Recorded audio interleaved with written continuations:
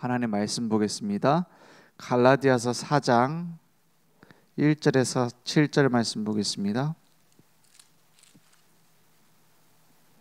갈라디아서 4장 1절에서 7절 말씀 보겠습니다.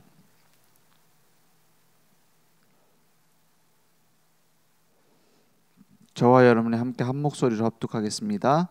내가 또 말하노니 유업을 이을 자가 모든 것의 주인이나 어렸을 동안에는 종과 다름이 없어서 그 아버지가 정한 때까지 후견인과 청지기 아래에 있나니 이와 같이 우리도 어렸을 때에 이 세상의 초등학문 아래에 있어서 종노릇 하였더니 때가 차매 하나님이 그 아들을 보내사 여자에게서 나게 하시고 율법 아래에 나게 하신 것은 율법 아래에 있는 자들을 속량하시고 우리로 아들의 명분을 얻게 하려 하심이라.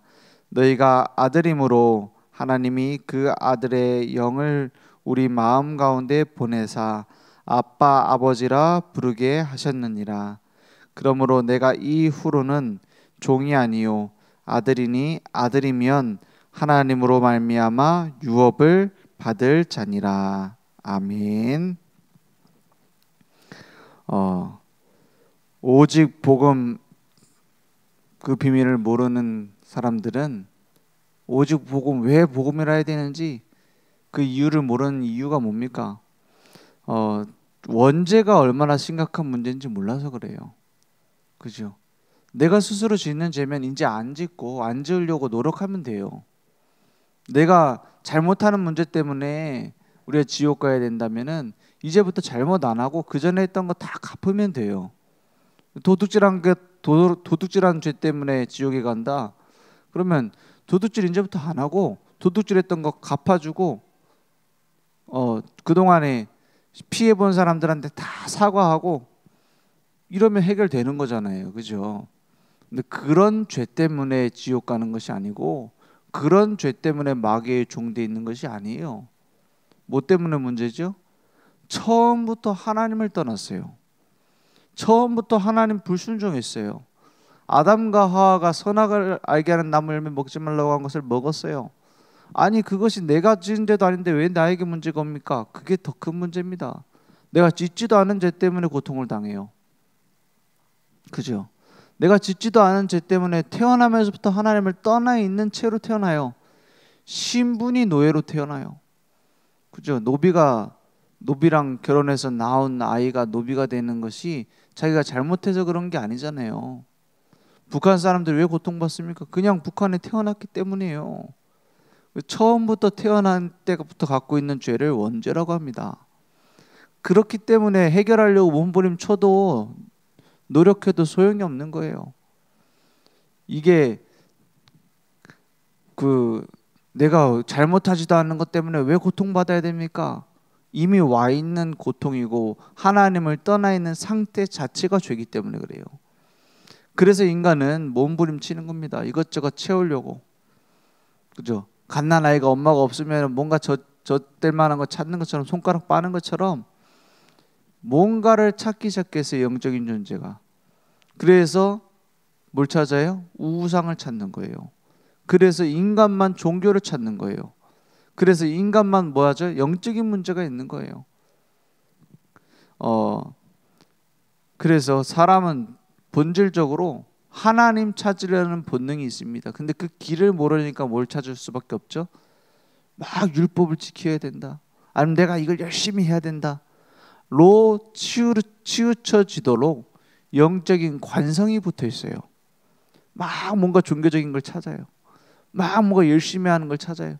막 뭔가 갈급하니까 목마르니까 물 먹으려고 막 몸부림치는 것처럼 찾아요. 물고기가 물 떠나면 어떻게 하죠? 몸부림치죠. 그게 영적 관성이에요.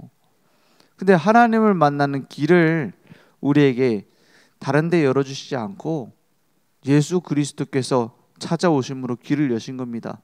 4절에 보니까 오늘 때가 참에 이랬어요. 하나님이 그 아들을 보내사 그랬어요. 그 아들을 보내사. 때가 언제 찼죠? 때가 언제 찼죠? 2000년 전 예수님이 오신 걸 말하는 거예요. 그 아들을 보내사 여자에게서 나게 하시고 그랬어요. 창세기 3장 15절 여자의 후손이 뱀의 머리를 깨트리고 사단의 머리를 깨트리고 발꿈치를 상할 것이다. 처음부터 약속되어 있었어요. 처녀가 잉태하여 아들 낳으리니 그 이름을 임마누엘이라 하리라. 처음부터 약속되어 있었어요. 처녀의 몸에 난 자야라 하지만 우리를 구원할 자다. 왜냐? 하나님을 떠나 있는 이 원죄라는 것이 원죄가 아담과 하와의 후손들을 대대로 물려오는 것이기 때문에 그 굴레에서 벗어난 자라야지 돼요. 그래서 여자에게서 나게 하시고 율법 아래에 나게 하신 것은 그 무슨 말입니까? 예수님이 이 땅에 태어나셨는데 사람으로서 태어나셨어요. 하나님이신데 사람의 몸에 묶여 있어요. 심지어는 사람들의 규범에 묶여 있어요. 그렇게 나셨단 말이에요. 위에서 하늘에서 슝 하고 내려온 게 아니고 갓난 아이로 태어나서 율법 아래에서 살도록 30년 동안을 지내신 거예요. 그죠?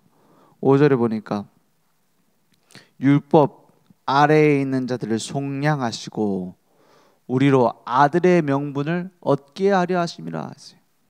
처음부터 우리를 속량하시는 죄인을 대신하는 의인으로서 오시기 위해서 여자의 후손으로 오셔서 우리의 죄를 위해서 죽으시고 부활하시려고, 그래서 우리에게 하나님의 아들이 되는, 하나님의 자녀가 되는, 하나님의 딸이 되는 그 명분을 얻게 하려고 오심이라 했어요. 그죠? 히브리서 2장 14절에서 15절에 뭐라고 하셨느냐? 히브리서 2장 14절에 15절에 우리는 이렇게 똑같이 우리 몸을 입고 오신 이유에 대해서 말씀하고 있습니다. 자녀들은 이랬어요. 우리들이죠. 혈과 육에 속하였음에, 우리도 혈과 육을 가지고 있잖아요. 육신을 갖고 있음에 그도 또한 예수님이죠. 예수님도 또한 같은 모양으로 이랬어요. 우리가 같은 모양으로 율법 아래에 사람으로서 오신 것은, 혈과 육을 함께 지니심은 죽음을 통하여 십자가에 죽으시고 어떻게 해요? 죽음의 권세를 이기고 부활하심으로 죽음의 세력을 잡은 자 곧 마귀를 멸하시며 그랬어요. 죽음 가운데 들어가셨다가 나오심으로, 부활하심으로 죽음의 세력을 잡은 자 곧 마귀를 멸하시고, 15절에 또 죽기를 무서워함으로 한평생 매여 종로로 타는 모든 자들을 놓아주려 하심이라 했어요. 우리를 해방시키시려고요. 종로로 타는 자들, 율법 아래에 초등교사라고 말하고 있는, 초등학문이라고 말하고 있는 율법 아래에 매여서 종로로 타는 모든 자들을 어떻게 하려고요? 놓아주려 하심이라 했어요. 붙잡혀 있는 우리를 놓아주시려고요. 어디다가요? 율법의 저주 아래 있던 우리를. 그렇죠? 율법의 저주란 말이 무슨 말입니까? 율법이 나쁜 겁니까? 하나님 주신 말씀 아닙니까? 율법을 다 지킬 수도 없고 하나님의 뜻대로 살 수도 없고 마귀가 끌고 가는 대로 죄 가운데 끌려갈 수밖에 없었던 우리다 이 말이에요. 그러면서 하나님의 법에는 맞지 않아서 우리는 평생 지옥, 영원한 지옥 속에 빠질 수밖에 없는 상태였던 율법의 저주, 그 아래에 있었던 우리. 그죠? 그래서 그 4장 1절에 보면 이렇게 말하고 있어요. 내가 또 말하노니 유업을 이을 자가 구원받을 우리가 모든 것의 주인이나, 하나님 자녀잖아요.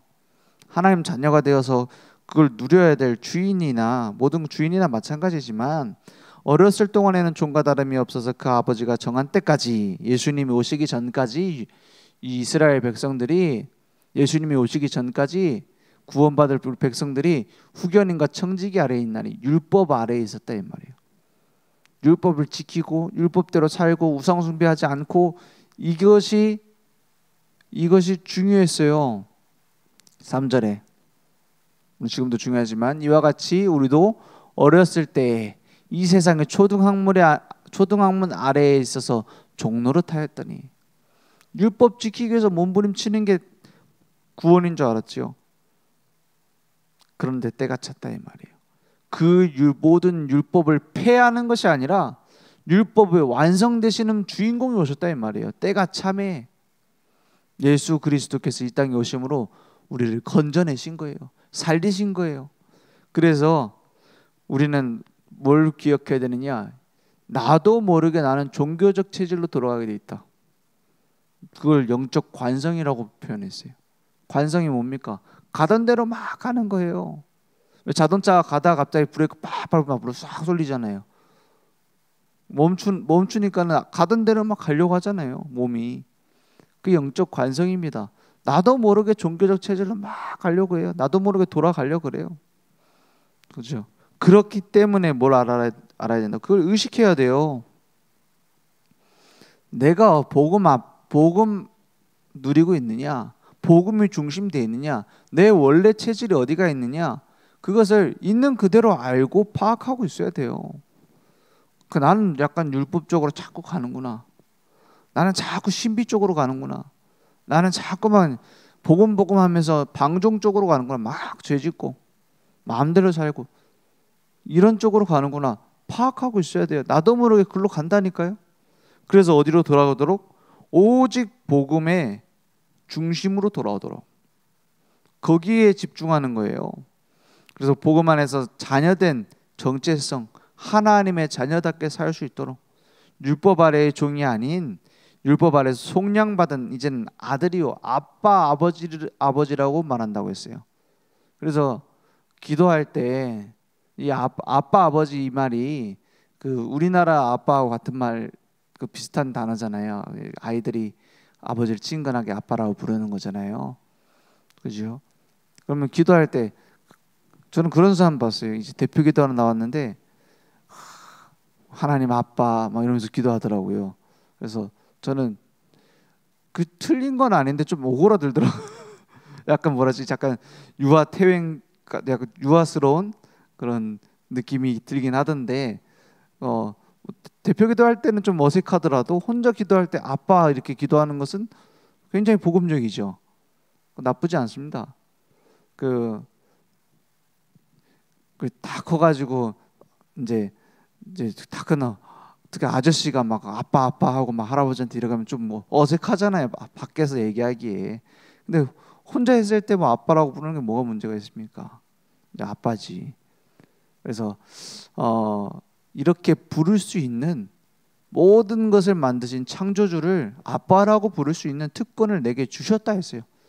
예수님께서도 아빠라고 하나님을 부르셨죠. 그 십자가에서 돌아가실 때도 아빠 이렇게 부르셨어요. 아빠. 고통 속에서. 그래서 우리도 하나님을 아빠라고 부를 수 있는 예수 그리스도의 형제가 됐다. 그리고 우리는 그 하나님과 함께하는 상속자, 유업을 이을 자다 했어요. 유업이 뭡니까? 지금도 하나님이 하시는 일의 주역이 됐다 이 말이에요. 지금도 하나님이 하시는 일이 뭡니까? 지금도 말씀을 이루시고요. 지금도 우리의 기도에 응답하셔서 성령의 역사 속에서 증인되게 하시고요. 열매 맺게 하시고요. 그 일 속에서 사람 살리는 세계복음화의 일 속에 나의 그 일을 맡기시는 유업을 받았다 이 말이에요. 로마서 8장 15절에서 17절에는 뭐라고 했냐? 하나님께서 우리에게 뭘 주셨냐? 양자의 영을 주셨다 했어요.